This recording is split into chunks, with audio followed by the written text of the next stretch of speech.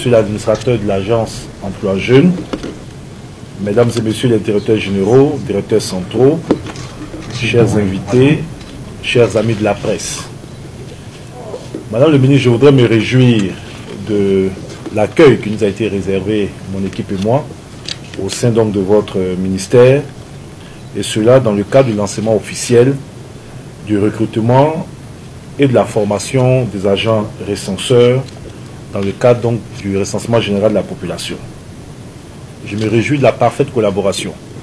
entre nos deux départements ministériels dans le cadre de la conduite donc de ce projet.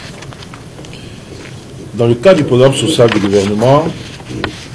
notamment son axe 4, qui concerne l'autonomisation des jeunes et des femmes, notre département ministériel a exploré avec différents départements ministériels du secteur privé les opportunités en termes de formation,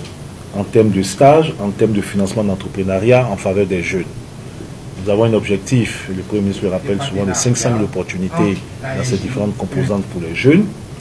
Et je me réjouis que dans le cadre du lancement donc, du recensement général en Côte d'Ivoire, votre département ministériel offre l'opportunité, va offrir l'opportunité à près de 40 000 jeunes donc d'avoir une opportunité donc, de formation et de travail, puisque ces jeunes vont procéder au recensement général de la population.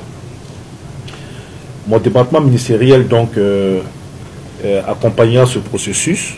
à travers donc les points d'accord dans la convention, nous mettrons à disposition tout le dispositif de l'agence Emploi Jeunes en vue donc en plus de la plateforme donc du bureau de recensement,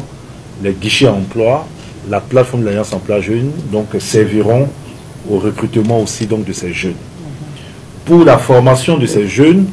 une contribution financière de 1 milliard de francs CFA sera portée par notre département. Et au bout de ce processus, selon l'accord que nous avons eu, ces jeunes, après leur formation, après donc leur déploiement sur le terrain, après donc la période même du recensement électoral, bénéficieront donc d'une attestation sanctionnant et leur formation et le travail terrain de recensement qu'ils auront fait, leur offrant ici l'opportunité, après même la période électorale et la période de recensement, vous revenez certainement là-dessus,